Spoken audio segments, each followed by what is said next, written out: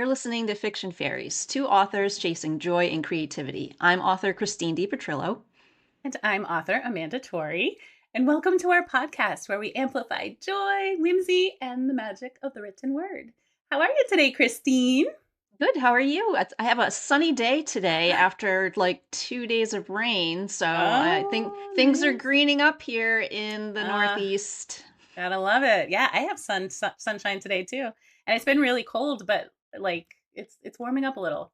It Yeah, was did I definitely see that you have a t-shirt on? I do. Look And at that could that. be because I was just running around like before Oh. this, like maddeningly running around trying to find my charger, trying to get my tea. So Mm. Yeah, I I still have may have long stripped a sleeves. little. Still Mm, long sleeves going here, but we're getting yeah. there. We're getting there. It's I yeah. have noticed an increase in bugs, so that means spring Oh, is okay. definitely Good here. here in the Yeah, yeah. mountains. So, They, absolutely. they're doing their part for us. Driving us Absolutely, crazy, but absolutely. also doing something useful, I'm sure. Yes. And fiction fairies, joylings, we're the fiction fairies. Yeah, that's Joylings, it. if you are just listening, you really, again, this is my PSA to tune in and view because Amanda's haircut is on Ah, point. And you thank just want to see you. this pixie cut that is just perfect for a fiction fairy. It's Absolutely. it's my feral pixie look. I love it. I love it. Constant chaos, no order whatsoever. It'll look different probably every time you see me because I don't really like, brush it or anything. Well, that's the way of, like, any kind of curly hair. I've known that, like, Yeah, my hair never comes out the same way twice. It's it's true. just it's the way it is, so Well, good thing we like novelty, right? yes, right, and a little chaos, why not, I right? love the chaos. Yes. Absolutely.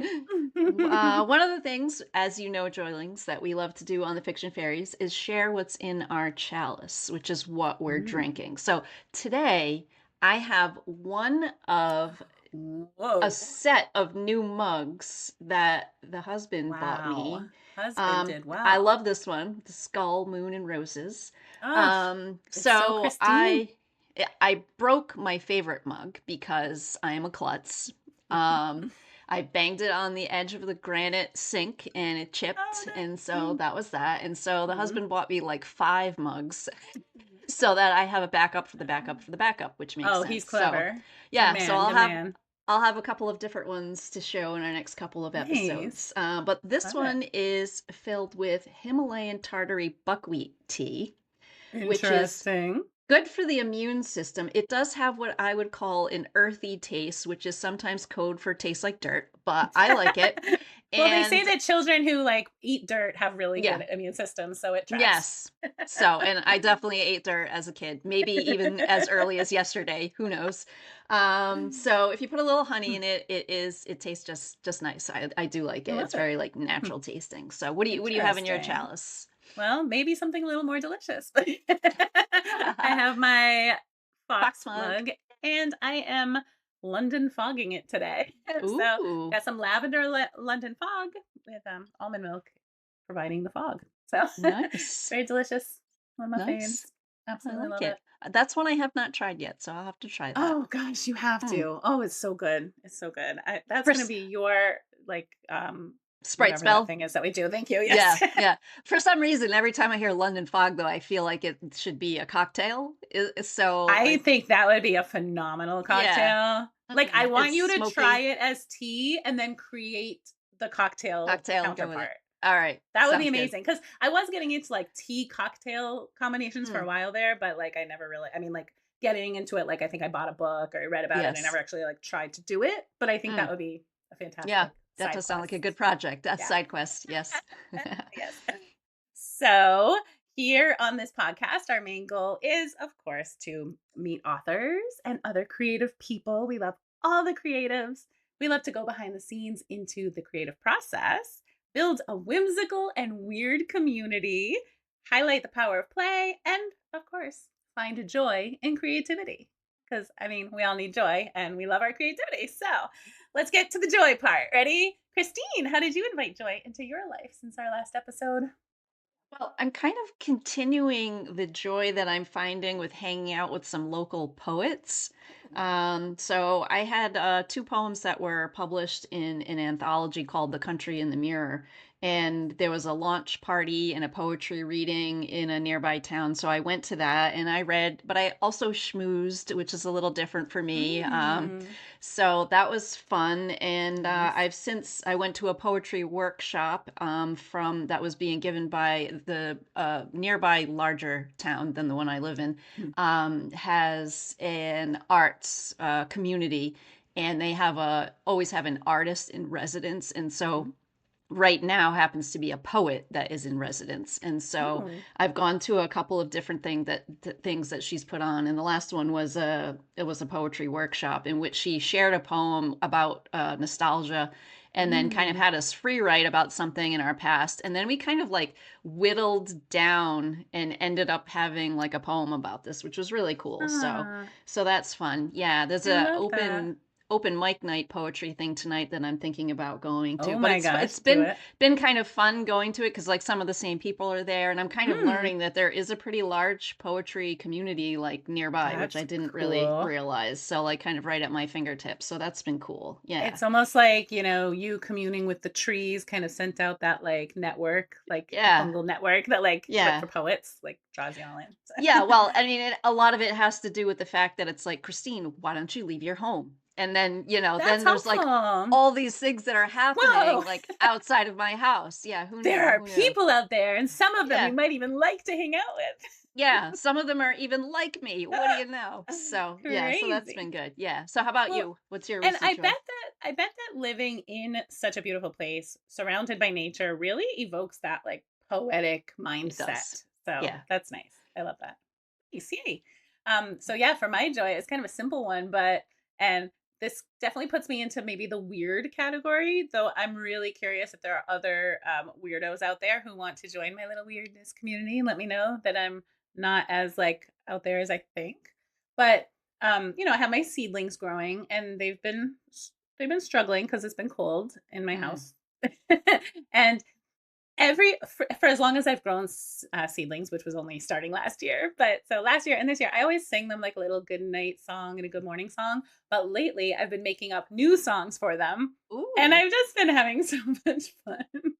And just like singing them these little songs, and they never criticize my lack of singing nice. talent. They are so receptive to whatever. They're just like, give me all your carbon dioxide. They're a very good audience. That's They nice. are, they're wonderful. So, it's just been fun because I can get really silly and kinda creative and, a lot of, like, songs about growing and Nice, nice. so it's been fun. I think you need to record these and make them available to the general public. That would be a good way to, like, shut down the internet because people would be like, we don't actually need this service provided anymore. We don't want to be Yeah. a gateway for this kind You're of like, assault yeah, on our thank you, senses." but no thanks. Yes. Oh, I Oh my love it. Well, gosh, yeah. that is just like so super whimsical. I just love it. Mm, I love it. So for you're right, me, yeah, weird and whimsical. if I were to sing to my plants, they would probably instantly die on the spot. I'm not a singer. No, you'd be I've always surprised. Yeah, well, I've always joked that I could carry an elephant better than I could carry a Yes. tune, and that is so, so true. So, Uh, um, but that kind of whimsy, I think, leads us into our spirit of joy topic hmm. today, which is braids, beasts, and building blocks. I love it. So, Joylings, if you watched our last episode, you know that we had a super fun collaboration with another author, Dorothy Callahan. Mm. And the three of us are fracturing some fairy tales for your enjoyment. Yes. Rip them up. So, yeah. So you know that Dorothy wrote a from Beauty and the Beast and a Frog Prince kind of mashup called Bella and the Bullfrog. Mm. And you can go check out that episode if you haven't seen it and grab Dorothy's book. It is So so good. cute, so good. The So link to that is in the show description, and you will not be disappointed. It is good. so Oh, good. talk Um, about whimsy. yeah, I mean, how she made like an amphibious hero so endearing is like Yes. true skill. It's true Oh my gosh, skill. totally. Yeah.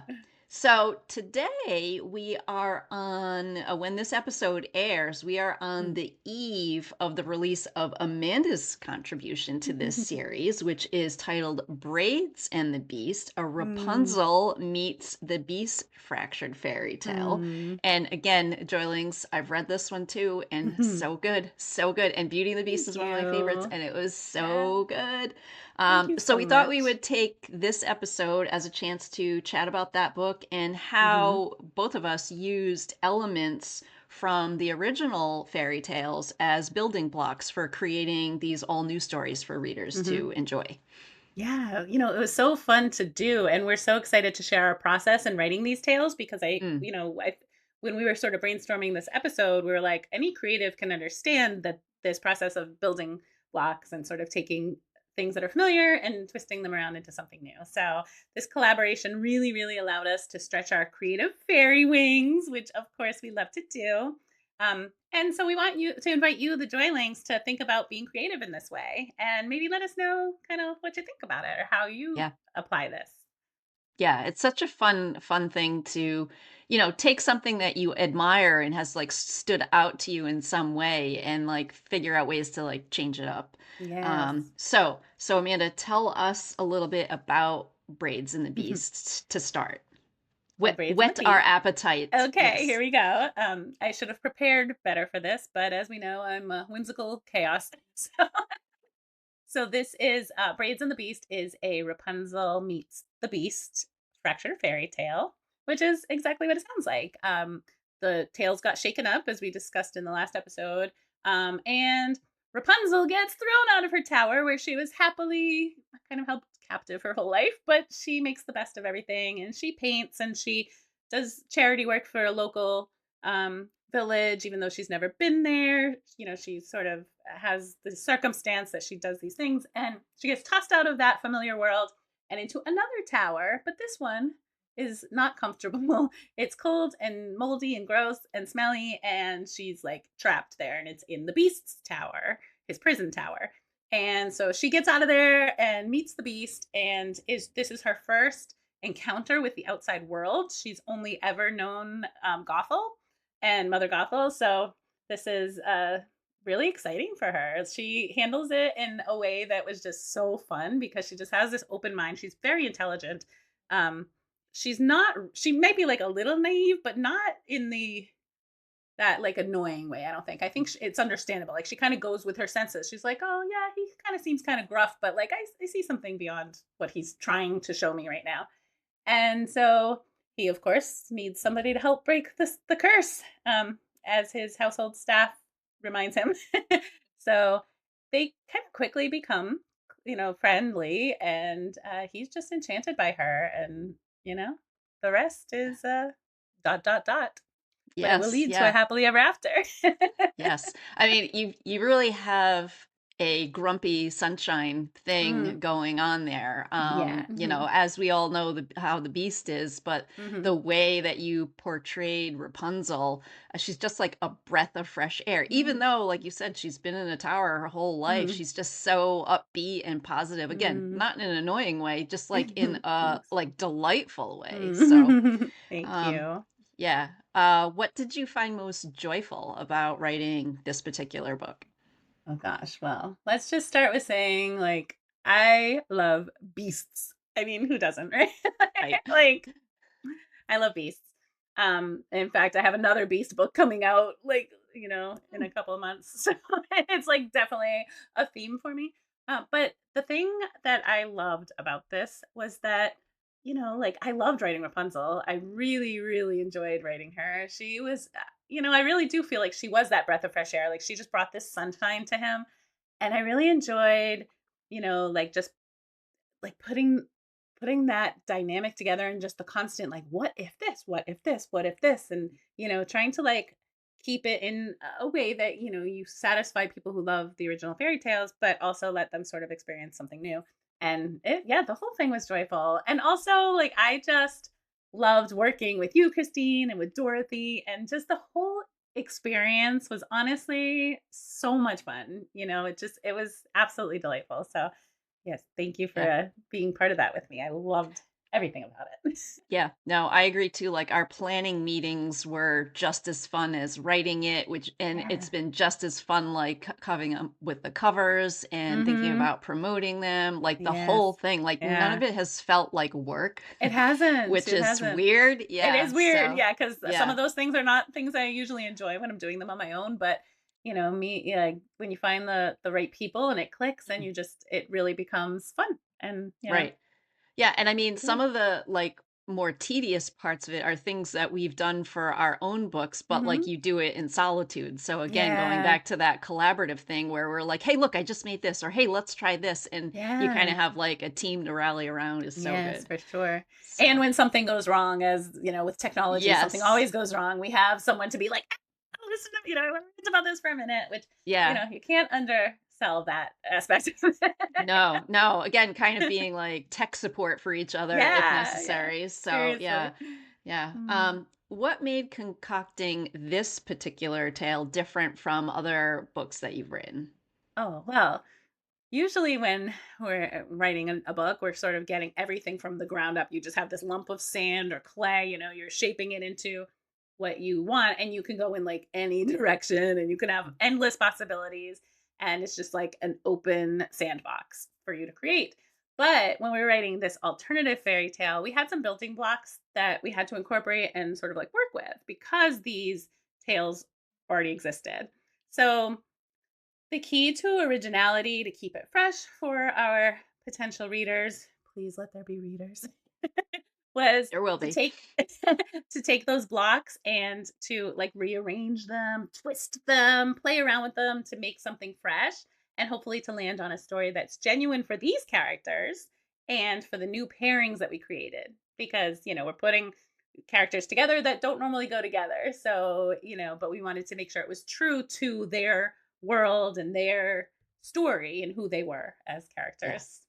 Yeah, so having those, like, basic elements were, right, just a great place for us to be able to start and then make sure Mhm. that the tale is recognizable to Yeah. readers, as, like, these are the ones that we're Yeah. basing it on so Mhm. that, if you're a fan of a Beauty and the Beast story, you'll be like, "Okay, so I'm gonna have some Beauty and the Beast elements here, then this Mhm. book appeals to me."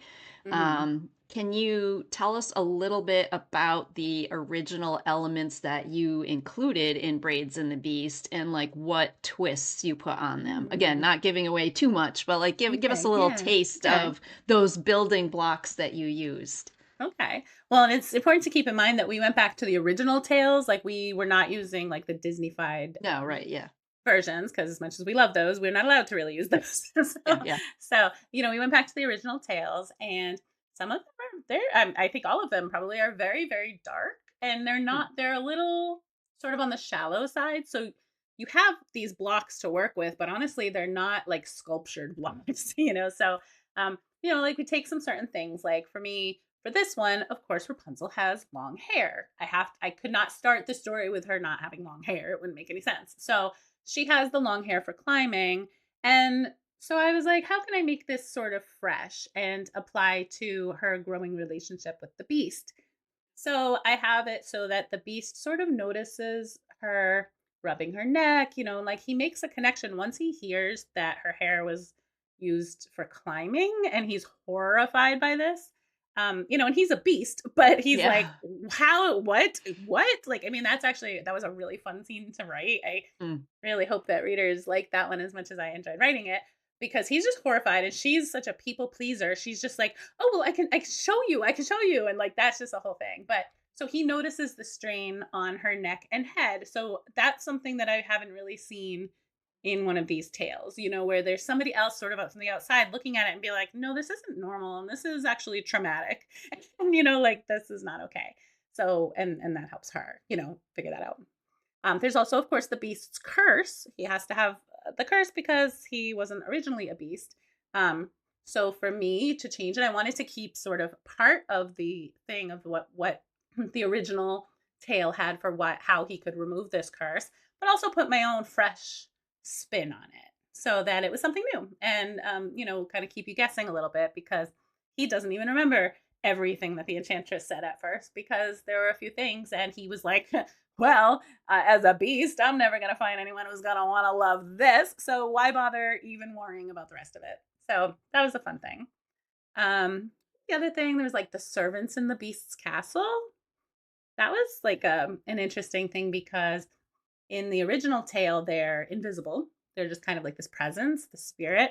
Um, and because Dorothy started writing, she had Beauty and the Beast in her first scene. She had her servants were like enchanted.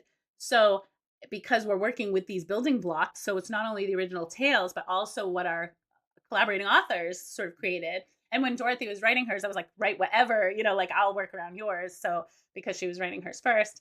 And so like that was a really fun challenge to be like, oh, okay, well, I want it to be kind of like the original tale because I'm in this world for longer, but this thing exists. So I had to sort of come up with a way that I could fix that for my world, like to create it. So that was fun. So they became sort of like advisors, and they serve their own autonomous roles. They're not just the eager to please servants, which was fun to write. In Beauty and the Beast, I think we always think of like roses, and that was a thing in the original tale as well. So the roses were enchanted as part of the curse. Like so in this, the roses in this story, my story, serve as like a way to torment the beast a little bit, and they're sort of part of his backstory. So they they work. They're not just there. They're not just beautiful. They're not just a reminder of like what this curse holds over him. They actually have a much deeper connection to his backstory. So that was really fun because it's not an Amanda book if I don't like twist it a little bit. Yeah, sure. um Of course, Rapunzel has a prince, right? So she has a prince in this story as well. However, he's not a romantic partner. He's a friend to her, and he helps her with some of these core principles that she has.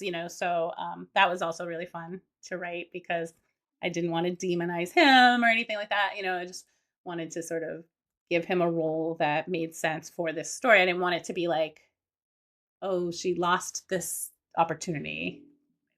I wanted it to be this was actually what was meant for her, even though originally, if the tales weren't fumbled, she would have ended up with that prince and maybe she would have been happy.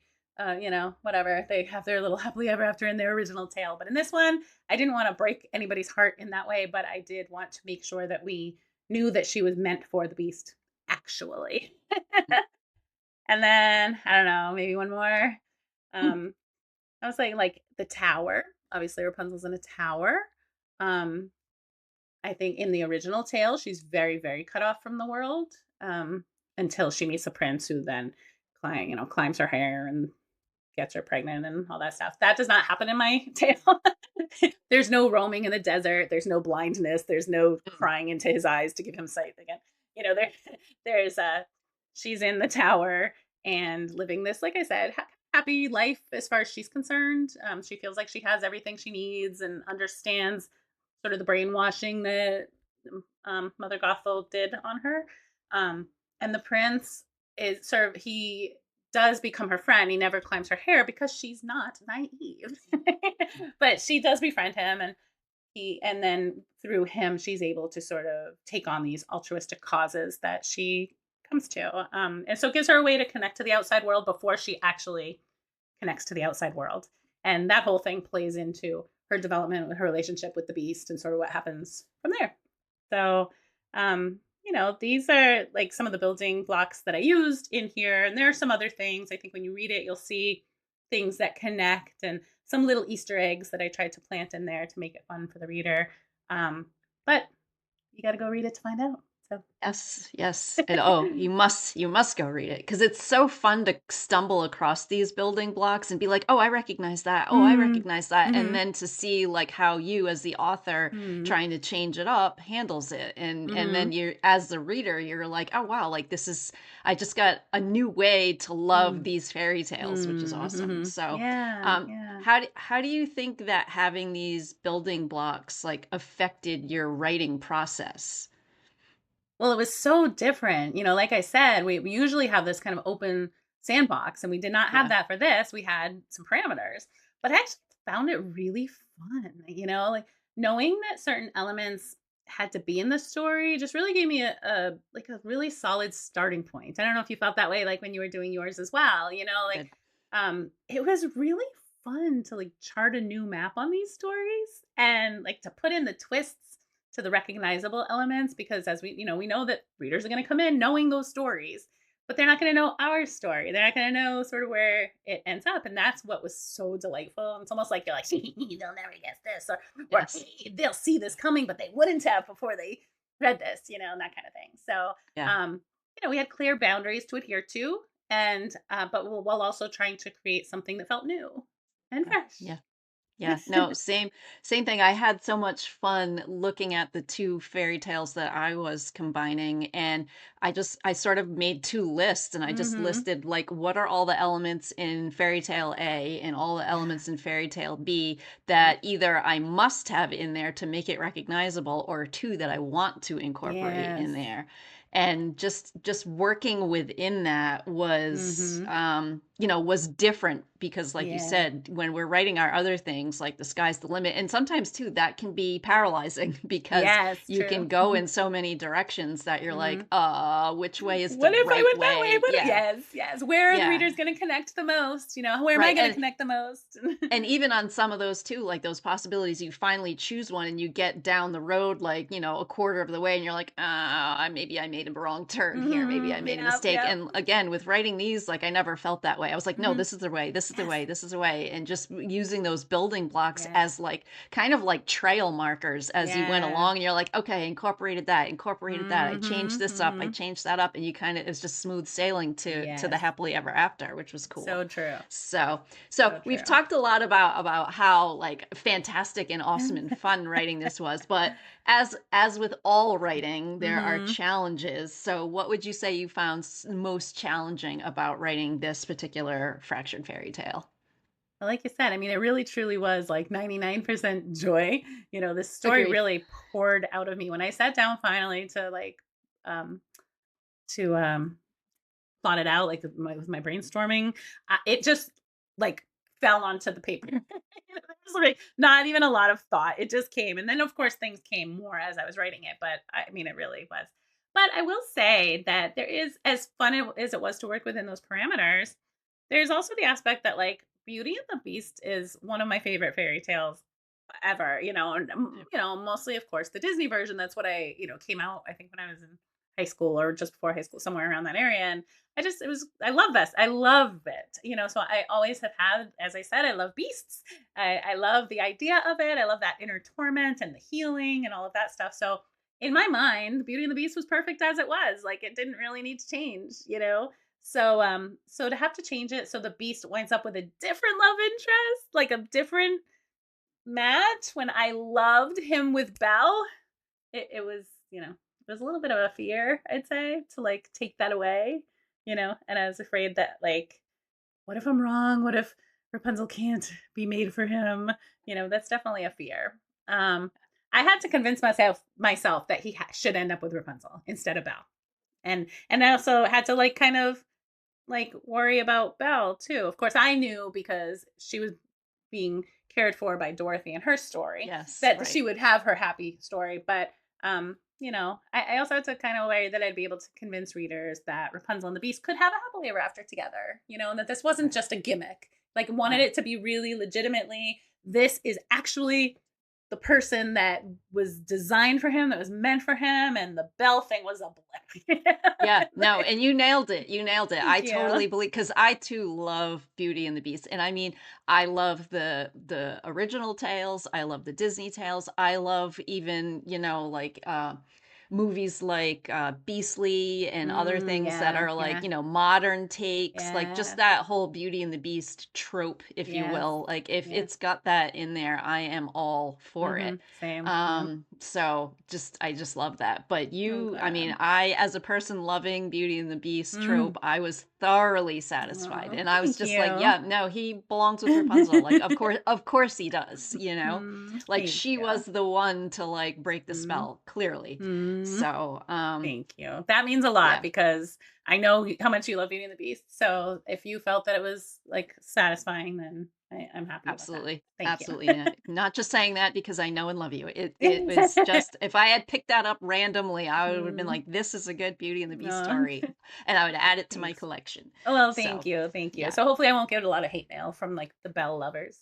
No, I don't think so. I don't well, and like you said too, it's nice that Dorothy had handled Belle. So like it's almost Mhm. like in a way like the beast was sort of left wandering and you kind of Yeah, went in right. and rescued him by being like, "Don't worry, here's take Here's some help. Rapunzel instead. Yes. She's a better fit for you, you know?"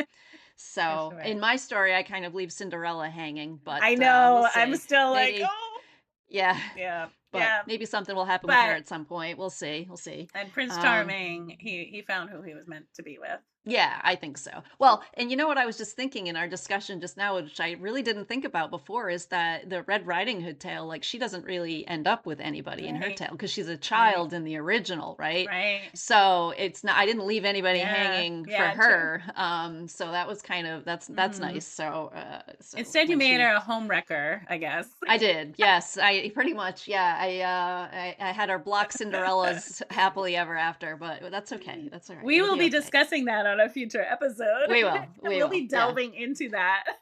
Yes.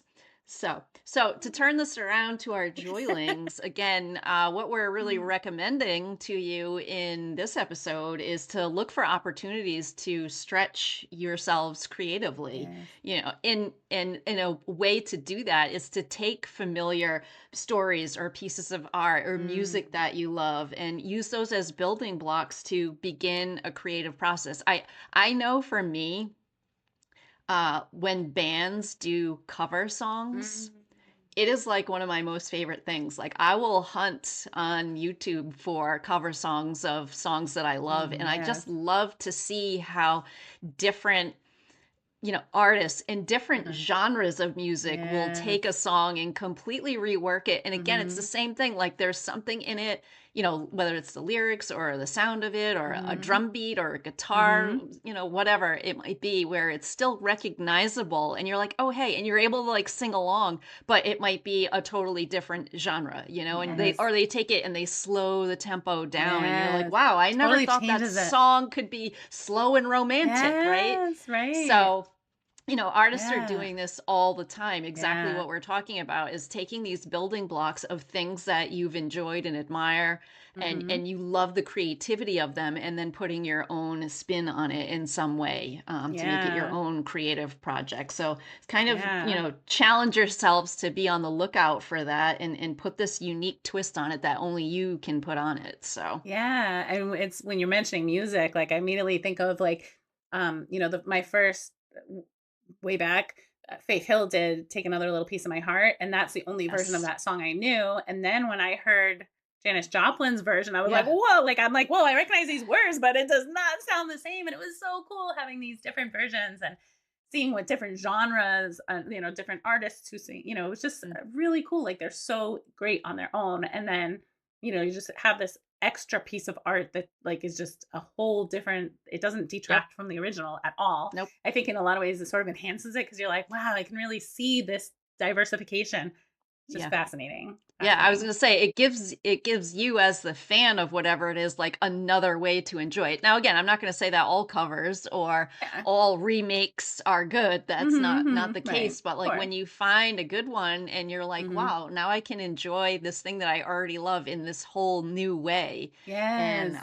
I think that's pretty cool. And I It think I is. mean I know like as creatives myself, I think if someone were to look at something I made and was like, "Oh, you know what? Like this is so great." And like, what if I Mm, took it and I did this to it? Like, I would mm, be flattered by that, and I would be like, yeah. "Okay, good. Yeah, like take this thing that didn't exist that I brought into Hmm. existence, and now you take it and you carry it a little bit further Yes. and make it into something else. And then now we have two versions of this Yes. thing that people can enjoy. Right. Like if So somebody like read our fairy tales and they're like, "Oh, okay, well this what if was really cool, but then what if this particular aspect of the story changed? What route would that have taken you down?" I mean, that would right, be so cool to like hear somebody else's interpretation or see where their yeah, imagination took them. Very right. cool. Very And cool. like we've been saying, we had a ball doing this, so, Mhm. there's definitely joy to be found in doing this, so For sure. Oh, so much joy. That was amazing. So, yep. joylings, whatever your creative passion is, find what is tried and true or familiar about what you want to remake, and then maybe like just inject some kind of freshness into it and hey, see what blooms. You be Yep. creative here. Maybe you reorder the building blocks to make a new but familiar construction. It should just feel like playing. Like this should not feel like hard work. It should be what we advocate here on Fiction Fairies, which is play. Have that Mhm. childlike wonder. Let your mind go off on these crazy tangents and just imagining things.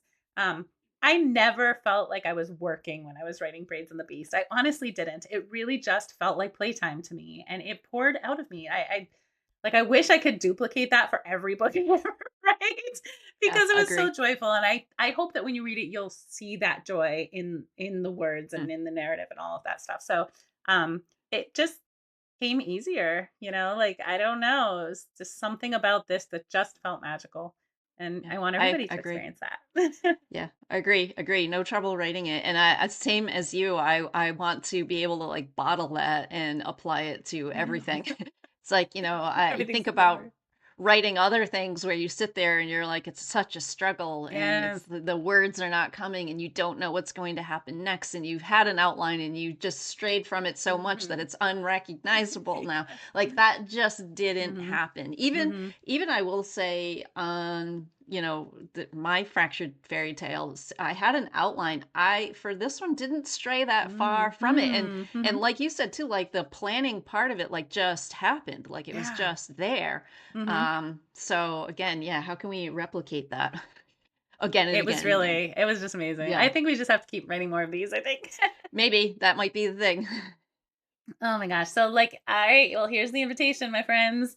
Be weird. Be weird. Like ask yourself the most ridiculous questions. Like one of the things I thought when I was writing was, will Rapunzel kiss the beast while he's in beast form with his like sharp protruding teeth?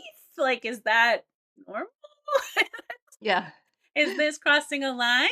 No, these are sweet tales. We don't have Mm, any on page and intimacy really other than like mm-mm. little kisses, but there were questions about that because I wanted her to like accept him for who he was, which was sort of a big part of it, but that was a thing to think about. So, look at the original creative piece that you're working with, whether it's artwork, maybe you really want to emulate a certain artist. Maybe you love Picasso, but you imagine it a little differently. And then you're going to go paint on your canvas in a way that, like, if somebody looked at it, they could be like, that's in the style of Picasso, but it's not exact. It has your particular spin. Or, like Christine was talking about with music, like, so many opportunities for putting your own stamp of creativity or any kind of decorating your house. Maybe you like open a home decor magazine and you see something wonderful, but you're like, but what if I added this thing to it and just, or like, fashioning clothing or anything like that. I mean, like, as you know, if you listen to us, creativity is literally everywhere. Like, you have so many opportunities to be it. So just like be weird, be playful, get in there. Um, it's like those choose your own adventure books that we loved. Like those of us of a certain age really loved Mhm. those when we were kids. Just so many what if questions. What if we did this? What if we did that? And just follow those trails and see where it leads you. Yeah. Hansel and Gretel trail, perhaps. Little breadcrumbs. Yes. Maybe Yes. you'll find the house of candy. Maybe you'll end up in the oven. We don't know. It's Who your knows? imagination. Yes.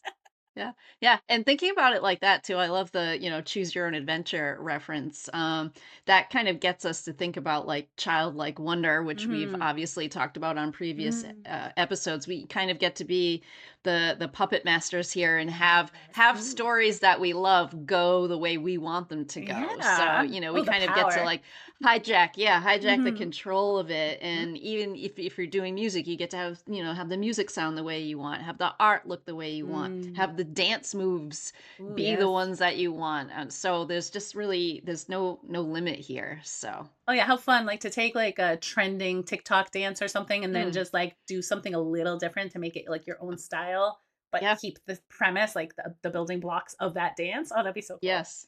If I could dance, I would think about doing Yeah. that. That's what went into my mind too. You can. I've seen you dancing in the woods with your drum. In fact, Oh, all well, joylings can see that if they go to Fiction Fairy Substack. It that is is true. there. They can. Oh boy, that's us being childlike, Yep. and That fun that and does weird. that does exist out on the internet. Yes.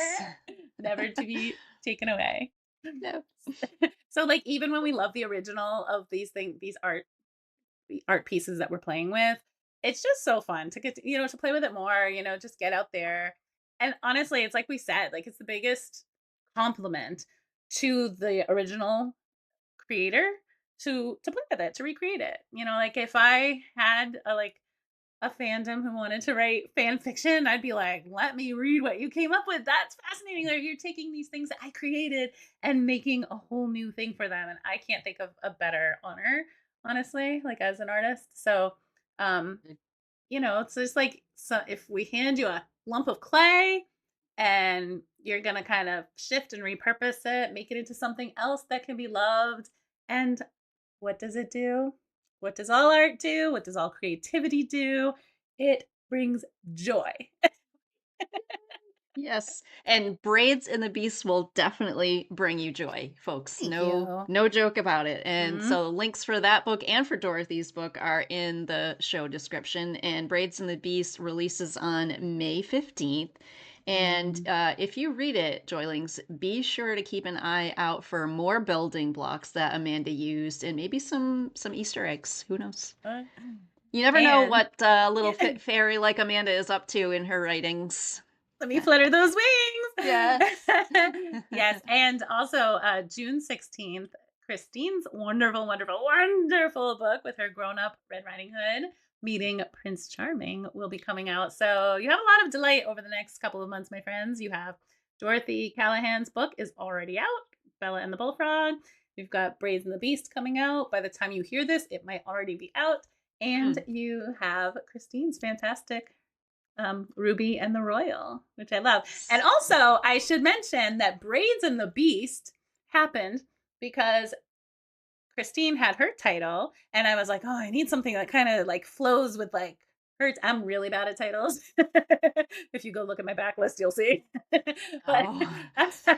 but Christine's like, oh, what about something like Braids and the Beast? And I was like, I could give her that nickname. And that was another building block that was not my original thought, Mm. but I got to play with it and be like, now, how can I work that in here?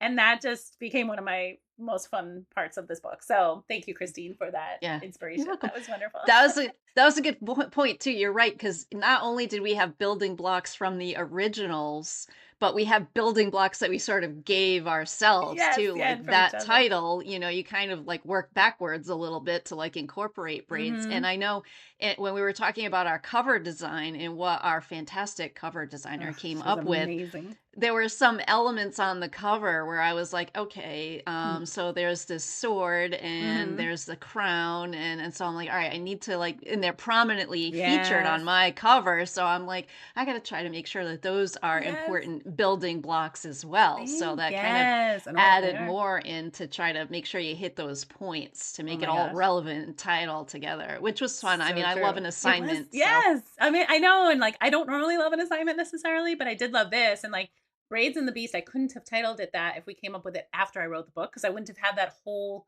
thread, which I Right. love. Like I Yes. wouldn't, I Yeah. don't know if I really love that aspect of the book, which came because of the title. And then also, um, I lost my thought there. Oh yeah, with the cover, it was like mine had a locket on it. So I was like, okay, Mm. well, she needs a locket. And that opened up this whole thing for her. And when Dorothy wrote her version of the Beast in her story, she had him wear a pendant. And so I'm like, okay, I need to write a pendant into this. So that sort of gave this whole storyline that I don't know that I would have come up with if I didn't have these building blocks that were established for me by the cover design and the other authors in the Previous thing. work. So Yeah. yeah, so I mean, it's Yeah. just it Yeah. was so fun. Yeah, and with the I'm titles too, we were trying to have that cadence because Dorothy had her title first, Bella and the mm, Bullfrog, which is so it's so powerful too, yes, like because you've got the heroine And we particularly wanted our heroines named first because these Yes. stories are a little, female forward. Mhm. And then, and then your hero. And so she kind of established that pattern. And then, Ruby and the Royal, I don't even, it just kind of came to me. And then, It's yeah, perfect. being able to like help you think about yours to like fit that series kind of It's pattern. It was perfect. fun. It's fun. Yeah, Yeah. I loved it. That was so Yeah. much fun. So now we've talked Yes. about our books, which we really hope you'll check out. Let's dive into the Sprite Spell. So the last Yes. one was to brainstorm possible collaborations. And that was the first part. And two, if you were so inspired to pick one of the collaborations and actually do it. So how'd you do, Christine? Well, I might be collaborating with a local library to do something in their summer reading program this year. So Oh, kind of bringing my teacher background and storytelling experience to the children in the area. So okay. that's kind of something that might be in the works. So Oh, we'll see. We'll I see. love it. Nice. Okay, that's exciting. Yeah. Very How about you? exciting. I mean, I do always kind of have an ongoing list of collaboration ideas. I have not like reached out to anybody or like started a new collaboration, but I do think I probably will continue working in this one, like that we Mm, just worked on. I have some story ideas for future books, so I mm. might just keep chugging along. I know Dorothy's working on something for the future Yes. in this series as well. So this collaboration might not die. And I'm Yes. sure we will Yes. lure Christine back as well when she's Yeah, well, I done mean, with we've had some text messages where again, I left Cinderella hanging and I'm like, well, and I my mind just naturally started to wander like, Mhm. well, who could she be with? And so, Mhm. insert ideas, here they come. And then Yes. you can't stop them once Nope. they come. There's no And then they stopping. they keep growing and niggling and Mhm. whispering and then you have to do something about them or Yeah. you'll just go crazy. Yeah. So, Yeah. And this is the danger of really embracing our creativity, my friends. However, it's worth it yes. because there's nothing more satisfying No, than it's bringing true. life to these characters, even if they Right. annoy the heck out of you. Yes. Yeah, and now that we've done it once too, like, I feel like some of the struggles might be put to the Mhm. wayside, and I mean, maybe it'll go even better writing I these, which I know, can't even imagine. imagine that I know. it Be would go like, better, but yeah, I just wrote this when I was sleeping last night. yeah. The This fairies one came out yeah. and took it from my brain and put it on paper. Yeah, this one composed itself, so, Yes. yeah. So we have a new sprite spell for our joinlings. And in this one, you get to play. Yeah, play. So our sprite spell to you, our challenge for this next session or whenever you hear this episode, whether it's in 2026 or it's in 2030, whenever you finally hear this, your assignment for this week is take an original form of art. It could be a story, music, a dance you've seen, artwork, painting, whatever, anything, wherever your heart takes you creatively. Identify the building blocks of it, all the elements you definitely want to keep. Make sure you like kind of keep track of that, um, so that it's still recognizable, similar to the original content that you are emulating. But then here's the playful part. You get to add your twists. You get to put your unique perspective and your vision into this artwork. Make it something new, fresh, and entertaining. And make sure you tell us about it if you would, because we would love to hear it.